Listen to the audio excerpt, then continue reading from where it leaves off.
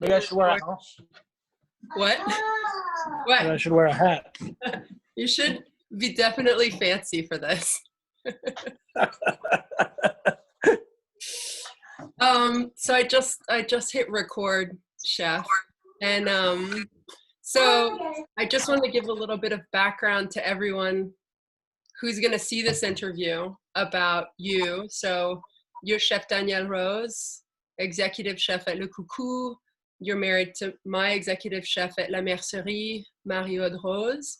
You also are restaurant owner of Chez La Vieille and La Bourse à la Vie. La Mercerie and Le Coucou are in the United States and New York. Chez La Vieille and La Bourse à la Vie are in Paris. You're Michelin star chef, James Beard award-winning chef. I know, did you know? Sounds so fancy, huh? Let me list it all in one go. Oh my God. No pressure. And you and I have had the chance to become friends over the last 2 years as I've managed La Mercerie and then moved over to the Guild. And I've always loved our conversations about restaurants, what it means to have a restaurant, what hospitality means, what it means to cook. And you were the first person I thought of because I don't know if any of that stuff's relevant anymore. And I thought you were the perfect person to talk to about it. I don't know. It's a weird time. We've all had we don't have anything really. I mean, except the promise of what comes next. And oh, there she is. And that's Chef Marie-Aude Rose. And what we had before. So we're in a interesting position today. Right. Do you think that the restaurants will open up again? Yeah, restaurants will open up again. I don't know if, well, in France, for instance, it will be easier than in New York City because we are able to provide, because of the help from the state, we're able to maintain a situation that's much more stable than we can in New York City. So my daughter's on the phone with her friend and she's got her headphones on and she's talking very loud because she doesn't realize she has headphones on. That's fine. We're doing what we can. It's adorable. I mean, this is the reality, right? Who's the cameraman here anyway? No, restaurants will open again. They're gonna. It depends on how long this goes on for, but also I think it's going to be different. How much different will be discovered, but it can't be the same as before. Because I don't think people will be as willing to work under the same conditions that people worked under before. It's very easy when the same in the States as it is in France, because that's something I've been thinking a lot about. You know, like how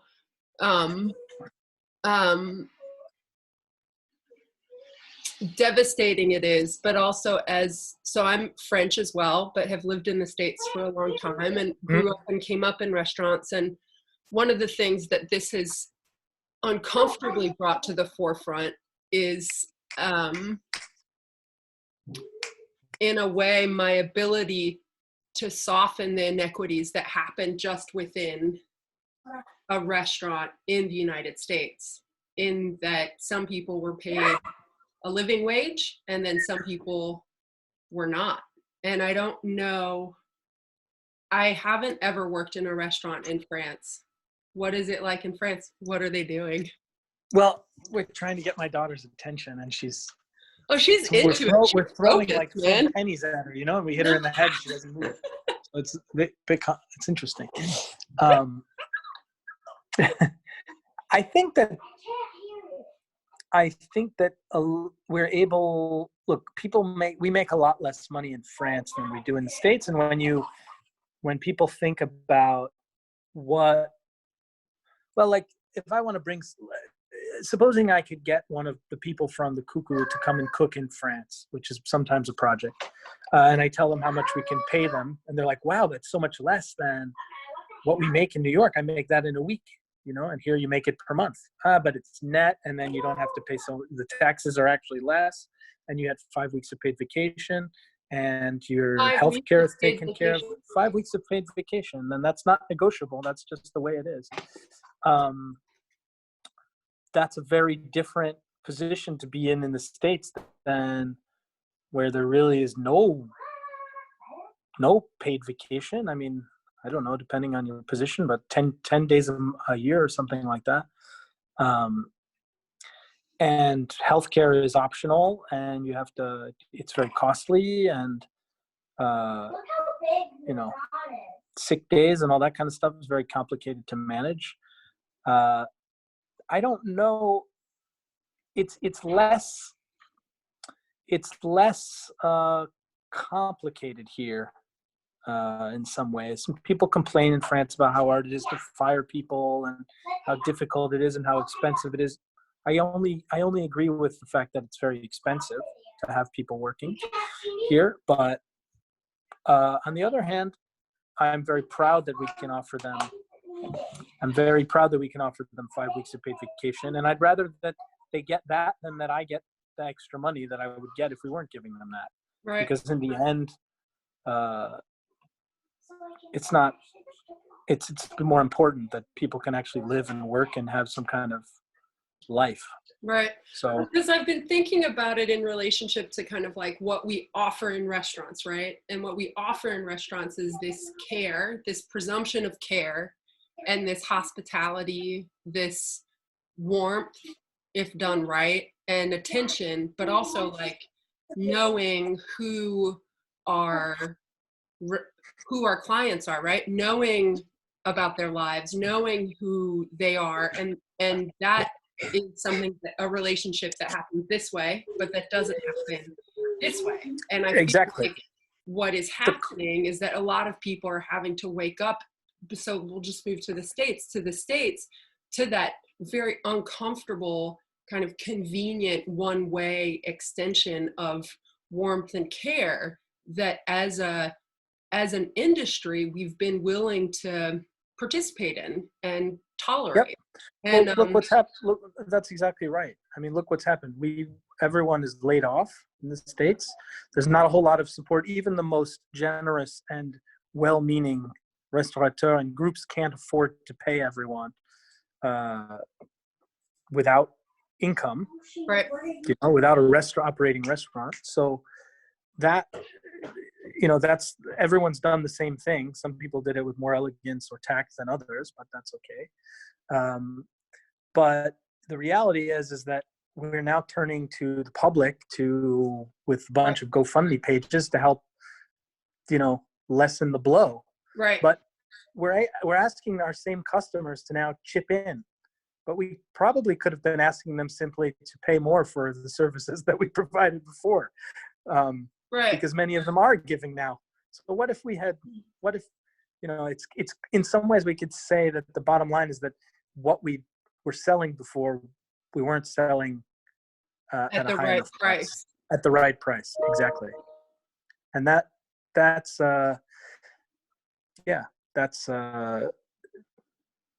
I don't know what I think that moment provides new opportunities. I don't think it's going to create a revolution, or I don't think it's. Put your hat back on, dude. Maybe it will. Let's.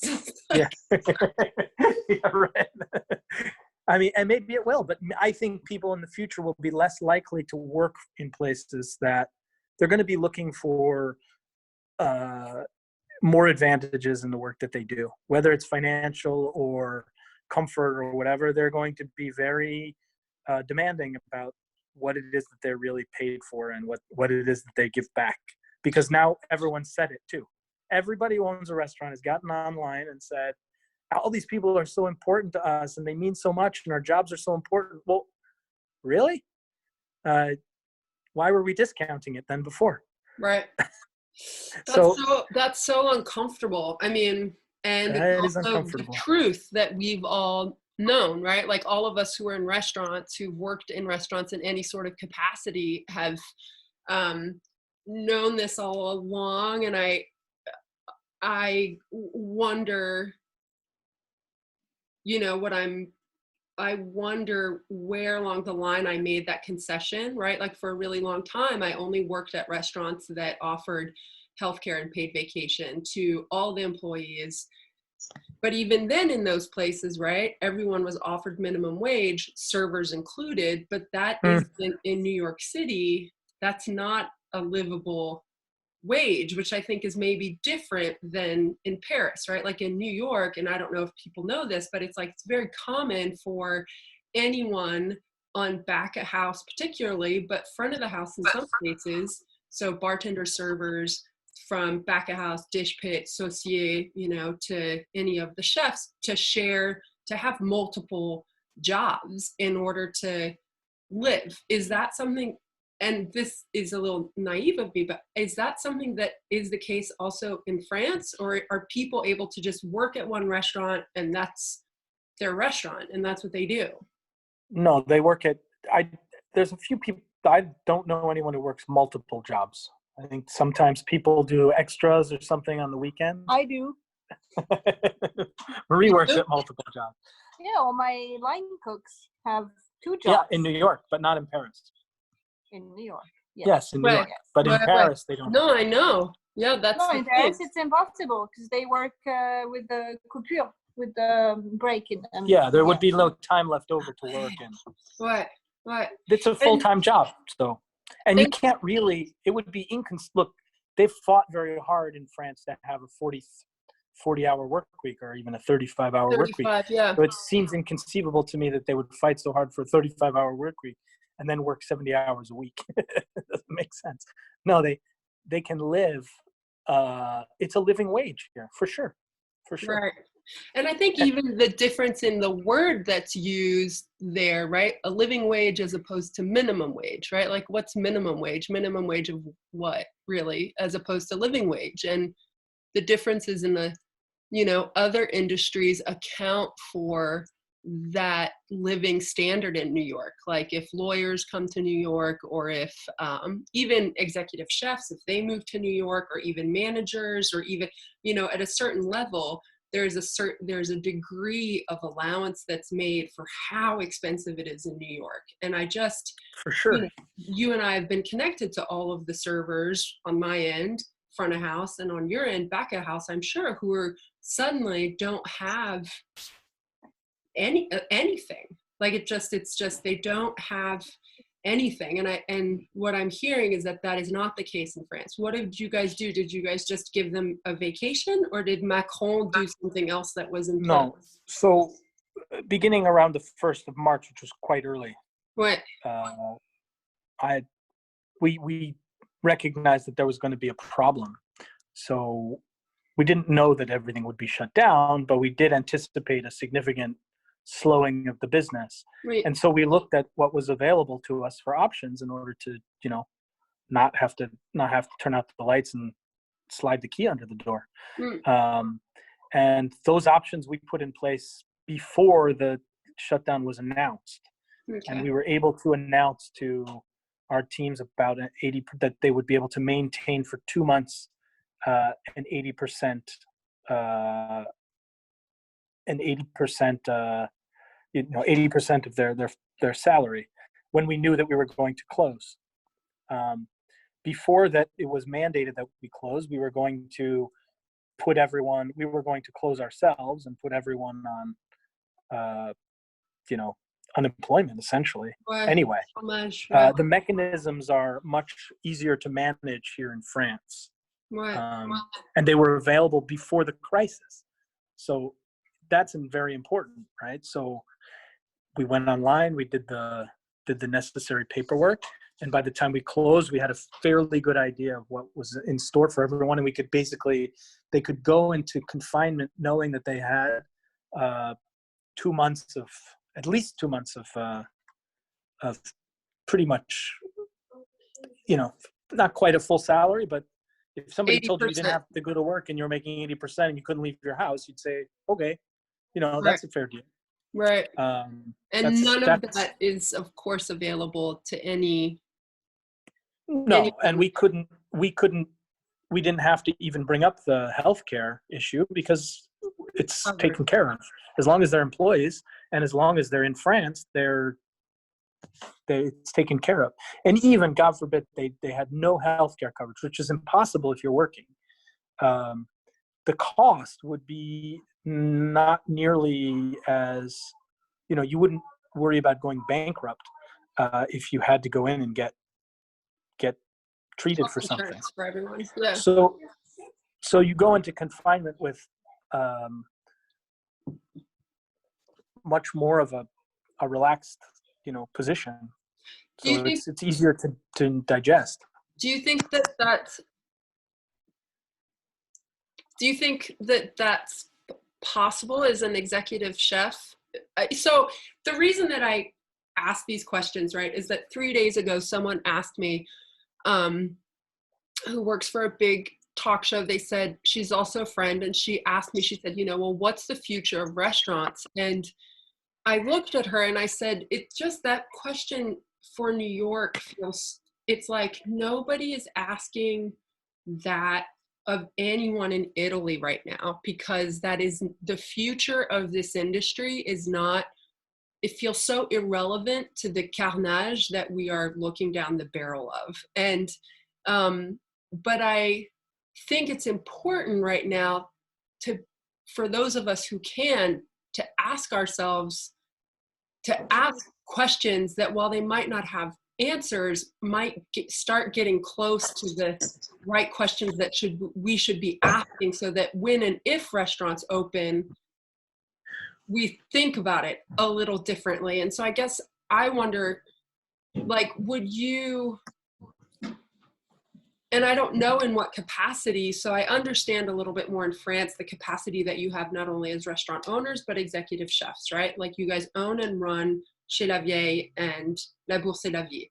Very different arrangement, right? In New York, where you guys are the executive chefs that, have brought prestige and renown to Le Coucou and La Mercerie.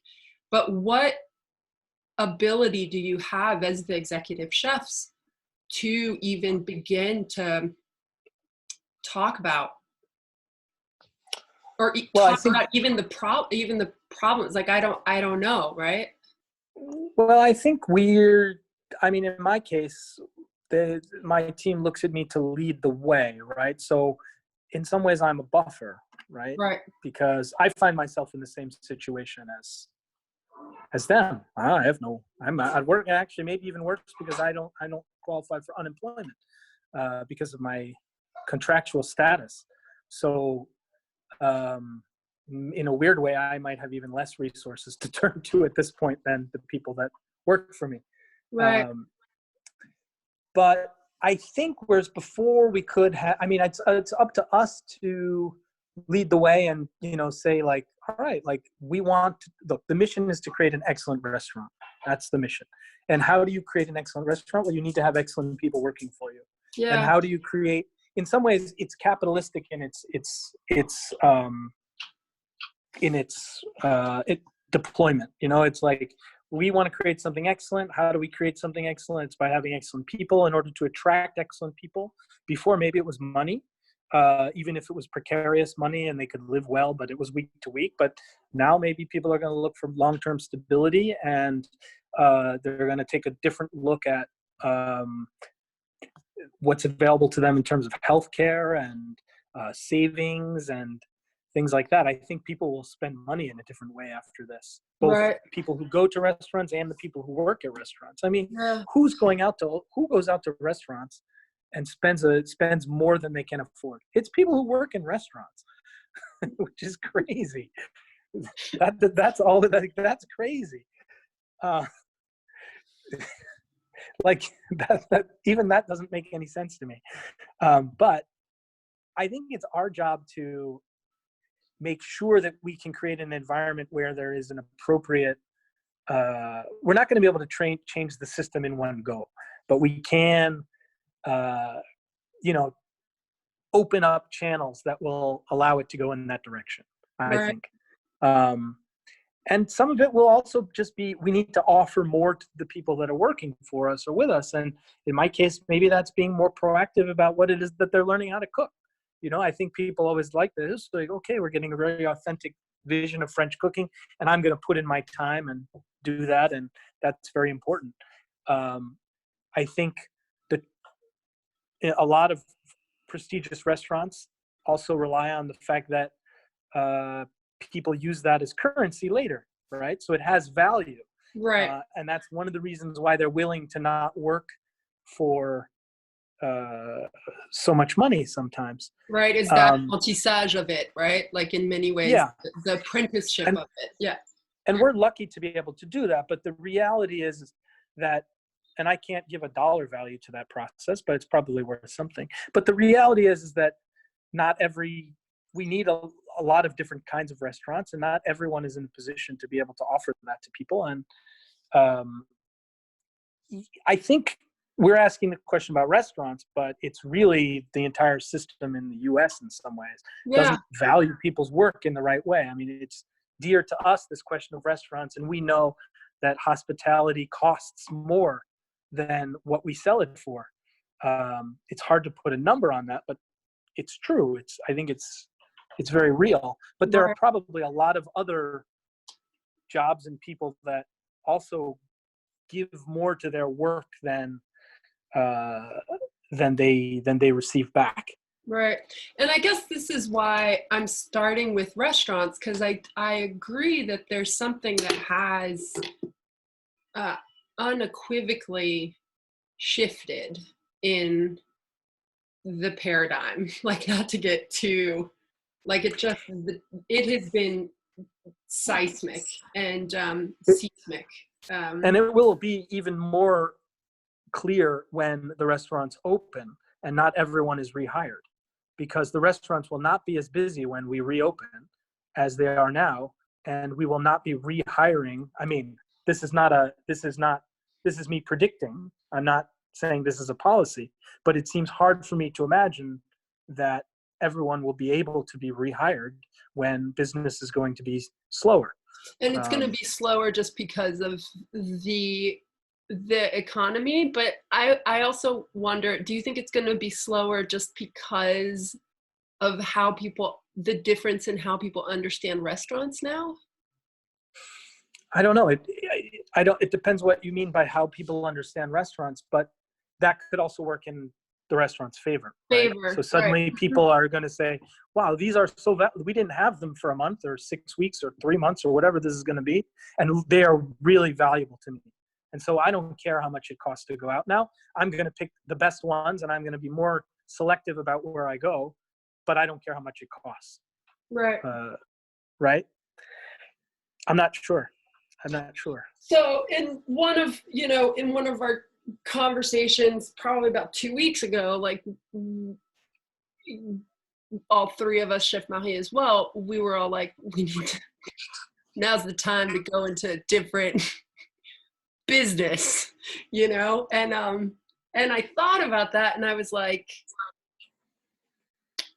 I grew up in restaurants. Like I love what we do in restaurants. And I also am like, we can't,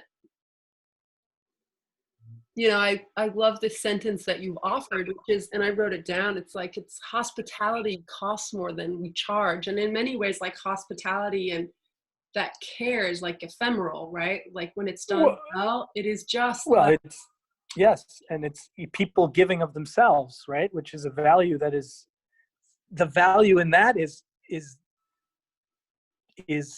very difficult to measure, right? It's their good health, it's their well-being, it's their ability to take a break, it's their ability to read their favorite book at night when they go home, because to have time to relax in order to be in the right place to offer that hospitality. Like an actor or something needs, like an athlete. Yeah. As well. Yeah. It's the same thing. Yeah. We have to, right. They have to perform every single time. Right. Well, in many ways, yeah. And it makes me think of kitchens. Like I've always related kitchens to what it was like training as an Olympian, right? Like I've always imagined like those kitchens are the place where all the elite athletes are, right? Because it's like grueling, it's hard, the hours are really long, and the output is something that brings such joy and is so divine to the people who are seeing it. But as an athlete, the pain that one has to endure to make that performance happen. And it's self-sacrifice. Yeah. That's what athletes do. That's what anybody who performs highly does, I think, to some extent. I think that in the hospitality business, it's not only the highest performers that are self-sacrificing. It's a lot of everyone, even the ones that are doing a mediocre job, are still giving a lot of themselves, which is totally shit. But by nature, it requires a lot more than what people are actually paid for. And then, you know, we always say like, oh, it's so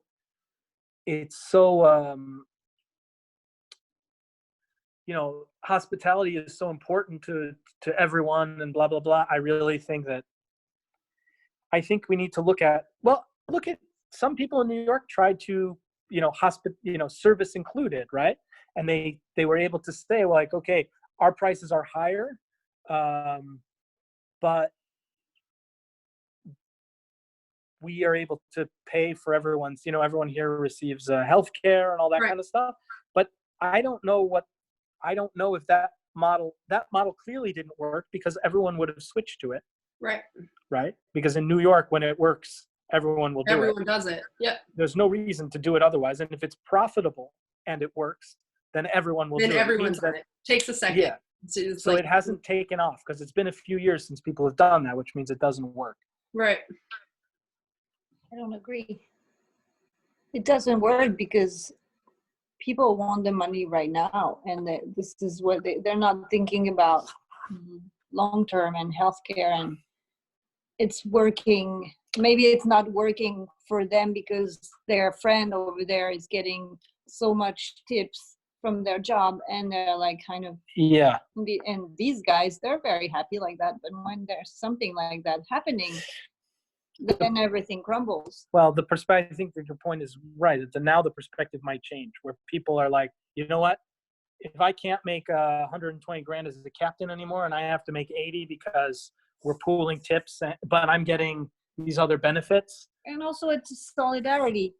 When you see the difference between cooks and servers and what they're getting paid, and the amount of efforts that cooks put out into their jobs. And I'm not saying servers are not, but the disparity is huge. Yeah, it's hard to be a cook. It's much harder to be a cook. No line cook is making as much as a captain. No. In New York City, I don't know. I mean, the executive chef is making as much as the chef de cuisine might be making as much as a captain. My two chefs are not getting as much as not the runner, but maybe the waiter. That's obnoxious. That's crazy. Yeah. Yeah. Yes. So two chef was here like 85 hours a week. Yeah. It's valuing all labor. You know, it makes me think of looking at this through it's going to say a very bad word here, but it's like looking at this through a feminist lens, where it's valuing all labor equally. And there's some invisibility to the back of the house that some restaurants have managed to overcome, right? Like there's some restaurants that we know about where every back of house person has to have a front of house shift. And they are a part of, they've tried to kind of like break through that seclusion of the invisible labor that happens in the back versus the very visible labor that happens in the front, which has been interesting model. Right. But for instance, what that would create if you did that on a larger scale is mediocre restaurants. Right. Because why should a cook who spent 15 years learning to do something go out and spend a shift serving people? It's interesting, but we need them to perform that task at a very high level. So I guess, can I ask? It's a complicated situation. It is, right? Can I ask? But the labor question is the right lens. It's interesting that you say feminist, but it's really just very socialist. I mean, we're looking at this from like all labor is, you cannot, it shouldn't be the market that decides whose work what labor is valuable. Yeah. Yeah. So can And I ask that's, you guys, what is I mean, I think it's hard to imagine. It's definitely hard for me to even imagine right now, but you guys are a little bit ahead of us here in the States. And it's like, what do you guys imagine for your own work? What are you, you were like, well, now's the time to write my book, right? Now's the time to write my cookbook. I mean, yeah. And that's fine because there's more time and whatever. I can be focused, but I really don't. I like to be a chef. I don't really want to write books. I mean, I shouldn't say that because I have a contract to write a book, but and now I'll never get one again. But both of these writers are but not writing this, right now. but put this in some context. But I like to I without the joy of that work that I like to do the most, it doesn't feel so interesting to me to sit down and write a book.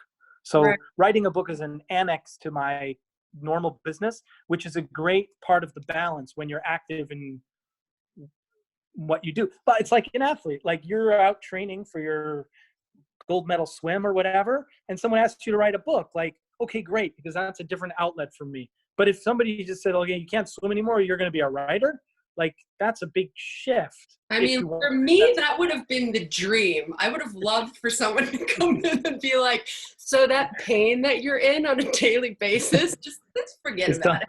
Yeah. Just write but a book. I don't have a painful relationship with my work in that way. My work is joyful. And I it guess was, I'm glad to sit down and write a book, but I like the writing books because it's a anecdote to the rest of, it's a balance. It creates a balance with the rest of my work. So when do you think the restaurants will open back up? It's not clear. I mean, I think we're looking at the first week in May here in France. Okay. We'll look back and see whether I think maybe it's possible a little. I think that seems about right. First week of May seems like it should be possible. In the Can U.S., I who ask knows? what it looks like for New York? Like, are you guys still connected to New York, or is that just something? Oh yeah, I mean yeah, very much connected to New York. When will they reopen? I mean, the reality is that Americans won't wait an hour to get the things back up and running, nor should they. But I don't know. Now also in the States, it's state by state, and in some case city by city when these things are allowed. So in New York, for instance, will probably open before the rest of the country. On the other hand, business will be low because the rest of the country will be going through what New York went through a few weeks before.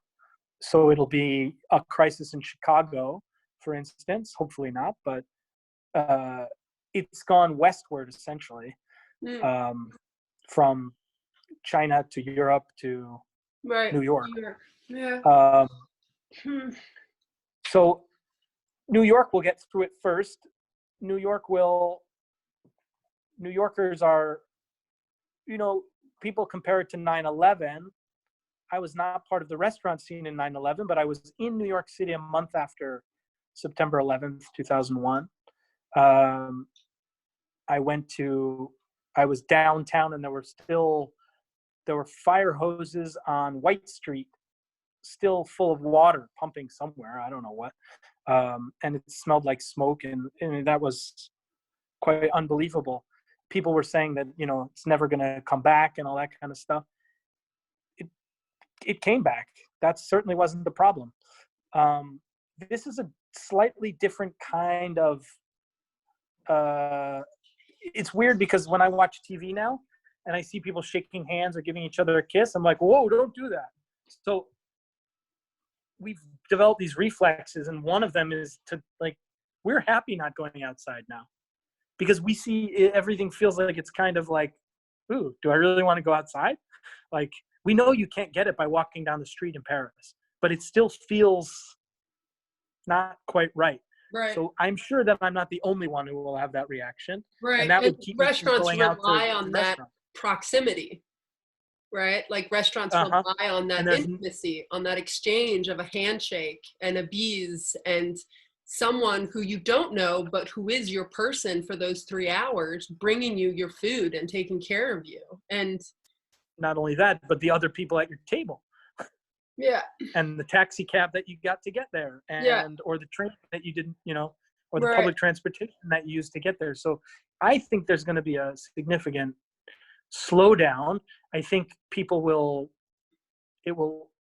if you think about, people weren't afraid to go back out because of terrorists, but if that fear is much easier to diminish, to rationalize, because what are the chances that you go out to a restaurant and there's some sort of terror attack?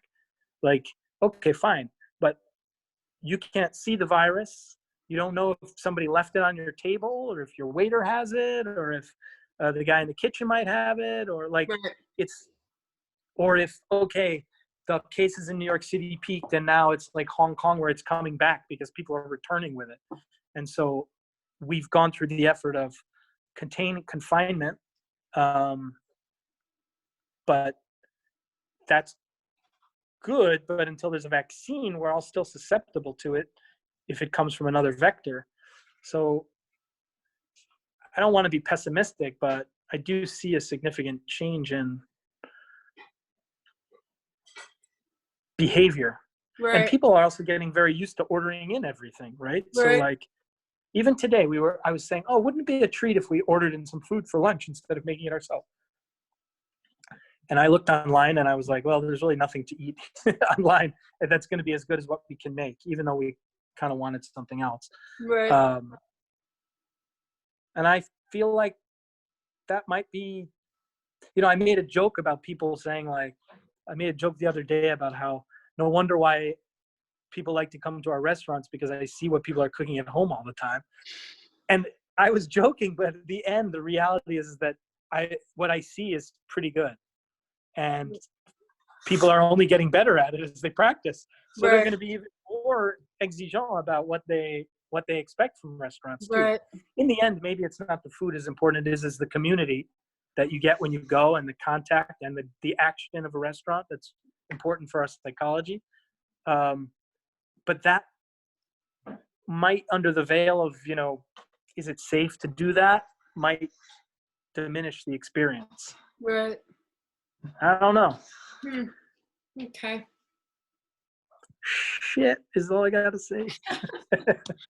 Yeah. Well, we'll just leave it here because it's been about half an hour, and but I think that if you guys are open to it, maybe we could just check back in a couple weeks, see what's going Yeah.